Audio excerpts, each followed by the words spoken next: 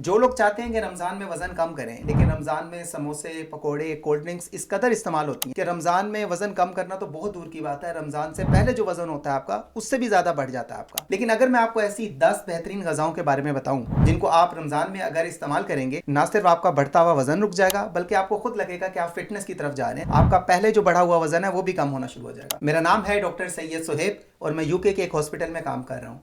मैं बीमारियों के मुतालिक वीडियोस बनाता हूँ और उनके इलाज के बारे में बताता हूँ ताकि आपको हर बीमारी का पता हो। अगर आपने अभी तक हमारा चैनल सब्सक्राइब नहीं किया हुआ तो सब्सक्राइब करें, लाइक करें, कमेंट करें और अपने दोस्तों के साथ शेयर करें। अच्छा, सबसे पहले एक आम सा एक कुलिया रख लें ज़हन के अंदर कि आपने करना क्या है। सहरी में जब भी आपने कोई खुराक लेनी है तो आपने दो चीज़ें ज़हन में रखनी है। हर वो खुराक जिसके अंदर फाइबर है और हर वो खुराक जिसके अंदर प्रोटीन है, वो आपने सहरी में लेनी है। उससे ये होगा कि सहरी में जितना दिन आप पूरा रोजे में होंगे, प्रोटीन आहिस्ता आहिस्ता आपके जिस्म में जारी होगी। आपको जितनी एनर्जी चाहिए होगी, आपको सारा दिन नहीं लगेगा कि आपको भूख बहुत ज़्यादा लग रही है और आप वेट कर रहे होंगे अफ्तारी का कि अफ्तारी आए तो बस मैंने टूट पड़ना है, वो नहीं। और दूसरी चीज़ ये होगी कि फाइबर उसमें ज़्यादा होगी डाइट में। अब जिन डाइट्स में फाइबर ज़्यादा होगी वो ये करती है कि वो जो फैट्स और जितने भी कार्बोहाइड्रेट्स होते हैं वो आपके जिस्म में जमा नहीं होते, चर्बी की सूरत में कहीं भी जिस्म के हिस्से में जाके लगेंगे नहीं। आप कोई भी डाइट आप सहरी में लें उसमें दो चीज़ें होनी चाहिए, एक तो फाइबर ज़्यादा होने चाहिए, एक प्रोटीन ज़्यादा होने चाहिए। आप अफ्तारी में क्या चीज़ रखेंगे? अफ्तारी में दो चीज़ें आपने रखनी है, जितना कम चीनी इस्तेमाल करेंगे, जितनी कम आप ऑयल और तली हुई चीज़ें इस्तेमाल करेंगे। फॉर एग्जांपल आपने चिप्स खाने हैं, आपने समोसे खाने हैं, कचौरियाँ खानी हैं, कबाब खाने हैं, ये सारी चीज़ें आप एयर फ्राई कर सकते हैं। आपने ऑयल को प्रिवेंट करना है, ऑयल आपने इस्तेमाल नहीं करना, तेल को आपने इस्तेमाल नहीं करना। जितना आप तेल इस्तेमाल करेंगे उतना जो बैड कोलेस्ट्रॉल होता है वो जिस्म में ज़्यादा हो, उससे आपने इज्तनाब करना है, नंबर 1। नंबर 2, सबसे कम चीनी इस्तेमाल करनी है। समझ ले, चीनी इस्तेमाल ही नहीं करनी है। अच्छा, इन तमाम खानों की लिस्ट में जो नंबर 1 है वो है खजूर। देखें, खजूर से रोज़ा अफ्तार करना एक तो सुन्नत है। अब इसके पीछे बहुत हिकमत होगी इन चीज़ों की, लेकिन इसके पीछे जो साइंटिफिक नॉलेज है, ये नेचुरल शुगर है। इसमें आर्टिफिशियल जो हम चीनी जैसे होती है ना, ये उस तरह नहीं है। जब आप इसको खाते हैं खजूर को, तो सारे दिन की जितनी देर आप भूखे रहे होते हैं उससे फ़ौरन जो तक़वियत मिलती है ना, वो खजूर से मिलती है। आपके फ़ौरन जिस्म के अंदर जितनी भी भूख के लिए या खाने के रिजर्वायर कम हुए होंगे वो सबसे पहले फ़ौरन से वापस आते हैं। दूसरा ये है कि इसके अंदर फाइबर बहुत ज़्यादा होता है। अब जब फाइबर इसके अंदर ज़्यादा है, एक तो ये मीठी चीज़ है और ऊपर से इसके अंदर फाइबर है, तो ये आपके हाजमे के लिए बहुत अच्छी है। यानी आप मीठी चीज़ खा भी रहे हैं लेकिन वो जमा भी नहीं हो रही है। खजूर के अंदर दो तरह के मिनरल्स होते हैं, पोटाशियम भी होता है, मैग्नीशियम भी होता है। ये दोनों हमारे पट्ठों को बड़ा मजबूत बनाते हैं। खजूर खाने के बाद आपको ज़्यादा देर के लिए भूख नहीं लगती, आपको लगता है कि आपका पेट भरा भरा है, इससे ज़्यादा खाने की ख्वाहिश पैदा नहीं होती। और जब इस तरह होता है तो आप अपनी कैलोरीज को मेंटेन करके रखते हैं। दूसरे नंबर पे आ जाती हैं फल और सब्जियां। फल और सब्जियां भी वो वाली जिनको हम कहते हैं हाइड्रेटिंग फ्रूट्स या हाइड्रेटिंग वेजिटेबल्स। हाइड्रेटिंग का मतलब ये है कि वो आपके जिस्म के अंदर पानी की कमी को पूरा करने वाली हैं। कौन कौन से फल इस तरह के आ जाते हैं? जिसमें खरबूजा आ जाता है, तरबूज आ जाता है, इसमें अंदर खीरा आ जाता है, खीरा भी फल में आता है, खीरा आ गया, ये सारे हाइड्रेटिंग फ्रूट्स हैं। अच्छा, इसके अलावा किन्नू आ गया, किन्नू माल्टे वगैरह, आप सर्दियों का मौसम है आप वो इस्तेमाल करें। अच्छा, इसके अलावा केला हो गया, सेब हो गया, पपीता हो गया। इसके अंदर एक तो मिनरल्स भी बहुत ज़्यादा हैं, वाइटामिन भी बहुत ज़्यादा हैं और दूसरा फाइबर्स भी बहुत ज़्यादा हैं। तो ये तो एक तो आपको बेहतरीन ग़िज़ाइयत भी दे रही है और इसके अलावा ये आपके हाज़मे को भी बेहतर बना रहे हैं। तीसरी चीज़ ये होती है इसके अंदर कि ये आपको क़ुव्वत मुदाफ़ियत में भी मदद देते हैं। इस्तेमाल का तरीका यही है, जैसे खजूर का मैंने कहा है कि 1 या 2 आपने खजूर खानी है, इससे ज़्यादा नहीं खानी, वरना ये भी कैलोरीज को बढ़ा सकती हैं। इसी तरह फ्रूट्स पे भी यही है। जो लोग डायबिटिक हैं उनको कहा जाता है कि वो आधा पोर्शन खाएं। आधा पोर्शन का मतलब है अगर सेब है वो आधा सेब खा रहे हैं, कुछ हिस्सा खा रहे हैं, उसके मुताबिक कि जो जितनी उनकी शुगर उनको इजाज़त देती है उतना आपने खाना है। तीसरे नंबर पे आ जाती है दही, योगर्ट।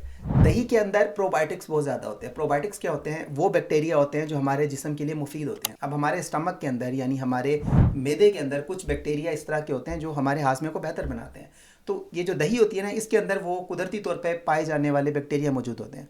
अब जब जिन लोगों का पेट ख़राब रहता है अक्सर उनको हम एक साशे देते हैं जिसके अंदर बैक्टीरिया होते हैं, लेकिन वो बैक्टीरिया इस सूरत में होते हैं, इस हालत में होते हैं कि वो आपके हाजमे के लिए आपको चाहिए होते हैं। इसी तरह योगर्ट के अंदर कुदरती तौर पे वो पाए जाते हैं। दूसरी बात ये कि दही के अंदर प्रोटीन बहुत ज़्यादा होती है, दही के अंदर कैल्शियम बहुत ज़्यादा होती है। जिन लोगों ने डाइटिंग करनी होती है उनको कहते हैं दही इस्तेमाल करें। जिन लोगों की हड्डियाँ कमज़ोर होती हैं उनको कहते हैं दही इस्तेमाल करें। जो लोग दही इस्तेमाल करते हैं स्पेशली इन रमज़ान के दिनों के अंदर, एक तो ये मैदे को ठंडा रखती है, हाजमे को बेहतर बनाती है और ये प्यास की शिद्दत को कम करती है। आपने अक्सर देखा होगा कि रमज़ान में जब आप लस्सी का इस्तेमाल करते हैं या आपने सहरी में दही खाया होता है, आप सारा दिन आपको प्यास की शिद्दत जो है वो उतनी महसूस नहीं होती। इसके अलावा जब आप इसका इस्तेमाल करें तो आप इसमें अक्सर चिया सीड्स मिलते हैं, वो डाल दिया करें। एक तो दही के अंदर डालने से वो एक तरह से फाइबर्स का काम भी करेंगे और आपके अंदर पानी की कमी को भी दूर करेंगे। चौथे नंबर पे आ जाती हैं चने और दालें। ये जो चिकपियास जिसको कहते हैं, लेंटिल्स कहते हैं यहाँ पे, आप वो इस्तेमाल करें। देखें, दालें जो हैं कभी मैदे को भारीपन महसूस नहीं कराएंगी। मैदे के लिए हमेशा ही हल्की ग़िज़ा है, लेकिन हल्की होने के बावजूद इसमें प्रोटीन समझ ली उतनी है जितनी गोश्त में। जब आप दालें इस्तेमाल करते हैं उसका फ़ायदा ये होता है, आपको प्रोटीन भी मिल रहा है, आपको बोझ भी नहीं हो रहा, आपको ये भी महसूस नहीं होगा कि आपका पेट भरा भरा है। इसकी वजह से आपको बदहज़मी की शिकायत नहीं होगी, आपको जितनी प्रोटीन चाहिए होगी दिन के लिए आप वो ले भी रहे हैं। और दालों का फ़ायदा ये होता है कि लोग दालों से डिफरेंट किस्म की दालें मिला के अक्सर वो आटे के तौर पे भी इस्तेमाल करते हैं। मैं अक्सर जब पाकिस्तान में मैं हॉस्पिटल्स में काम कर रहा होता था, मैं जितने जो बूढ़ी औरतें आती थी उनको कहता था गंदम और चावल ये दोनों चीज़ें आपके लिए जहर हैं। उन लोगों के लिए स्पेशली देखें, डायबिटीज़ भी हो रही है, उसके बावजूद भी लोग कह रहे होते हैं कि हम रोटी बहुत कम खा रहे हैं, हम चावल बहुत कम खा रहे हैं, लेकिन फिर भी शुगर ज़्यादा रहती है। मैं अक्सर कहता हूँ जो लोग बूढ़े लोग हैं उनके लिए गंदम और ये जो चावल है ये समझ लें जहर है। जो आपने बाद में दवाइयों को इतना इस्तेमाल करना है उससे कहीं बेहतर नहीं है कि आप इन्हीं को दवाई समझ के इस्तेमाल कर लें। आप दाल को समझें कि वो दवाई है, आप दही को समझें कि वो दवाई है, आप लीमू को समझें कि वो दवाई है, आप इस्तेमाल करें। आपको कम से कम बाद में दवाई इस्तेमाल करने की नौबत नहीं आएगी।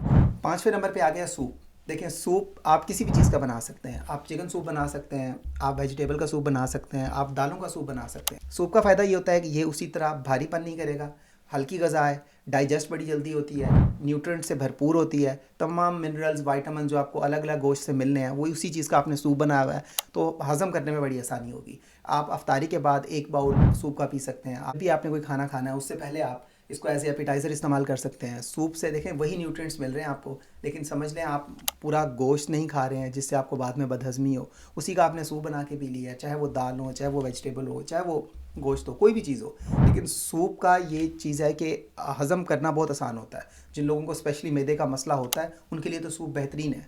6ठे नंबर पे आ गया अंडे। आपने सहरी में रोज़ 1 अंडा लाजमी इस्तेमाल करना है। 2-3 चीज़ें हैं, देखिए अगर आपके सारे दिन में अगर आपके पास ये चीज़ें आप ले रहे हैं, आपको कभी मोटापा नहीं होगा। आप 1 अंडा खा रहे हैं, आप दही खा रहे हैं, लीमू का इस्तेमाल कर रहे हैं, नमक चीनी से परहेज़ कर रहे हैं, गंदम चावल आपने बहुत कम कर दिए हैं और फल और सब्जियां उसकी जगह पर लेकर आएँ, आपको लगेगा कि आप सेहतमंद हो गए, आपका वज़न भी कम हो गया। अच्छा, ये नहीं है कि अंडे की सिर्फ आपने सफ़ेद वाला हिस्सा खाना है, जो अंदर वाली जर्दी है वो छोड़ देनी है। 1 अंडे की आप जर्दी खा सकते हैं क्योंकि उसके अंदर मिनरल्स भी होते हैं, उसके अंदर वाइटामिन भी होते हैं और काफ़ी न्यूट्रिएंट्स इस तरह के होते हैं जो सिर्फ अंडे की जर्दी में होते हैं, तो वो आपने मिस नहीं करनी। हाँ, जो लोग रेगुलर एक्सरसाइज कर रहे हैं या जिम करते हैं उन लोगों के लिए है कि अगर वो 3 या 4 अंडे खा रहे हैं तो वो सिर्फ फिर सफ़ेद वाला खाएँ और 1 अंडे की जर्दी खाएँ। 7वें नंबर पर आ गई जो गिरीदार मेवे होते हैं जिनको हम नट्स कहते हैं। आप उस पे से कोई भी इस्तेमाल कर सकते हैं, इसमें कोई आपको ममानियत नहीं है। चाहे आप अखरोट खाएं, चाहे आप बादाम खाएं, चाहे आप काजू खाएं, चाहे आप मेवे खाएं, कोई भी चीज़ खा सकते हैं। इसका फ़ायदा ये होगा, एक तो ये वाहिद नट्स हैं जो सबसे ज़्यादा दिमाग में तवानाई मुहैया करते हैं, दिल की बीमारियों से दूर रखते हैं ना। आपको ये जो हार्ट अटैक्स होते हैं लोगों को बहुत फ़ायदेमंद है। अगर आप नट्स इस्तेमाल कर रहे हैं आपको कभी डिमेंशिया नहीं होगा। डिमेंशिया कहते हैं जो बूढ़े हो जाते हैं लोग, उनके अंदर यादाश्त का मसला हो जाता है। नट्स खाने से कभी आपको दिमागी मसला नहीं होगा अगर आप सारी ज़िंदगी नट्स का इस्तेमाल करते रहें। आप बजाय अपने बूढ़े होकर बाद में यही यादाश्त का मसला लेना है, उससे बहुत बेहतर है अखरोट है। अखरोट चर्बी को पिघलाता है, न्यूट्रिएंट्स इसके अंदर बहुत ज़्यादा हैं, मिनरल्स इसके अंदर हैं, वाइटामिन हैं इसके अंदर, क़ुव्वत मुदाफ़ियत को बढ़ाएगी, ये दिमागी और दिल दोनों को तवानाई देगी। तो नट्स का इस्तेमाल बहुत अहम है, उसको अपनी ज़िंदगी का हिस्सा बना लें। 8वें नंबर पर आ गया दलिया, ये जिसको हम कहते हैं ओट मील। चाहे आप देखें जौ इस्तेमाल करें, जई इस्तेमाल करें, आप बाजरा इस्तेमाल करें, इसके मुकाबले में गंदम के फाइबर देखें बहुत कम है उसके अंदर। जो आप खा रहे हैं वो पूरे जिस्म में स्टोर हो रहा है। दूसरा ये है कि इसका ग्लाइसेमिक इंडेक्स ज़्यादा है, यानी आप खाएंगे फ़ौरन से शुगर ऊपर आपकी बढ़ जाएगी, तो ये नुकसानदेह है। और स्पेशली बूढ़े लोगों के लिए तो गंदम बहुत ज़्यादा नुकसानदेह होती है। लेकिन इसके मुकाबले पे अगर आप इसी को रिप्लेस कर लेते हैं बाकी चीज़ों से, आप मल्टीग्रेन की रोटी इस्तेमाल करें, प्रोटीन भी मिल रही है आपको, जितनी चीज़ें आपको फाइबर की सूरत में चाहिए वो मिल रही हैं आपको, और कोई ऐसी चीनी वगैरह या ग्लूकोज नहीं है जो आपके जिस्म में जमा होती रहेगी। 9th नंबर पर आ जाता है लीमू का पानी या नारियल का पानी, कोकोनट वाटर या लेमन वाटर। ये समझ लें ये नेचुरल डिटॉक्स है। जो करना चाहते हैं डिटॉक्स, ये समझ लें वो चीज़ है। बजाय आपने अफ्तार करना है चीनी से भरे हुए मशरूबात को इस्तेमाल कर रहे हैं, पूरे उसके अंदर ग्लूकोज ही ग्लूकोज है और रंग है सारे, आप उसको इस्तेमाल करें। उससे कितना फ़ायदेमंद है कि अगर आप ऐसे मशरूब इस्तेमाल करें जिसमें सिर्फ लीमू डला हुआ है, ऐसे मशरूब इस्तेमाल करें, कोई चीनी नहीं है, लीमू का पानी है या नारियल का पानी है, आप वही जूस है आप उसको इस्तेमाल करें। उसके अंदर वो तमाम न्यूट्रिएंट्स हैं, वो तमाम मिनरल्स हैं जो जिस्म को हाइड्रेट करने के लिए काफ़ी हैं। रमज़ान के दिनों में भी स्पेशली आपको जब भूख और प्यास लग रही है उसमें भी आपकी पानी की कमी को पूरा कर देंगे। इसके अलावा भी माहौल से जितना आपको नुकसान मिल रहा होता है, आपकी सनलाइट आ रही होती है, आपको फ्री रेडिकल्स बन रहे होते हैं, वो आपके सेल को डैमेज कर रहे होते हैं, तो एक तरह से ये नेचुरल डिटॉक्सिफिकेशन का काम करते हैं। बजाय कि आप बाद में वो दवाइयाँ लें और उससे अपनी बॉडी को डिटॉक्सीफाई कर रहे हो, आप इससे बेहतर है कि कुदरत ने जिन चीज़ों के अंदर नेचुरल तौर पर वो डिटॉक्सिफिकेशन मवाद रखा है उन चीज़ों का इस्तेमाल करें। घर में लोगों ने अक्सर लीमू का पौधा लगाया होता है, आप ये नारियल के ये जो पानी है उसको जमा करके पिएं और इस्तेमाल करने से आपको खुद महसूस होगा कि आपके अंदर एनर्जी भी बहुत ज़्यादा हो गई है और ये फटीग और टायर्डनेस जो थकावट रहती है हर वक्त वो भी कम होना शुरू हो जाएगी। घुटनों में दर्द हो रहा है, टांगों में दर्द हो रहा है, खाम खा की थकावट है, लगता है कि पहले बहुत एक्टिव थे अब काम ही नहीं किया जाता, वो सारी थकावट आपकी दूर होगी इन दो चीज़ों से। 10वें नंबर पर आ गई प्रोटीन्स। प्रोटीन्स में कोई भी चीज़, चाहे वो फ़िश है, चाहे वो चीज़ चिकन है, चाहे वो चीज़ मटन है, आप कोई भी गोश्त इस्तेमाल करते हैं, मैं अक्सर लोगों को कहता हूँ देखें गोश्त खाली मत इस्तेमाल किया करें, गोश्त के साथ कोई ना कोई सब्ज़ी मिला दें, आप टिंडे डाल दें, आप उसमें भिंडियों के साथ बना दें, आप गोभी के साथ बना लें, कोई भी बना लें, लेकिन खाली गोश्त खाने से अवॉइड करें। खाली गोश्त जब आप खाते हैं वो सिर्फ प्रोटीन है और वो प्रोटीन उन लोगों के लिए जिनके अंदर यूरिक एसिड बहुत बड़ा होता है, उनके लिए भी मुफीद नहीं होता। तो बेहतर ही होता है हमेशा सब्ज़ी के साथ मिक्स करके बनाएं। उससे ये होगा कि आप उतनी अमाउंट में एक तो प्रोटीन ले नहीं रहे होंगे और दूसरा ये कि सब्ज़ी साथ शामिल होगी तो वो हाजमे के लिए बेहतरीन हो जाती है आपकी।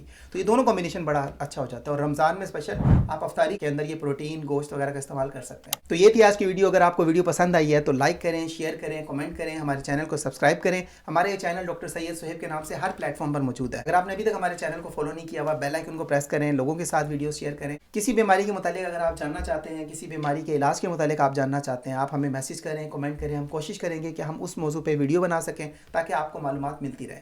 Doctor Syed Suhaib signing off.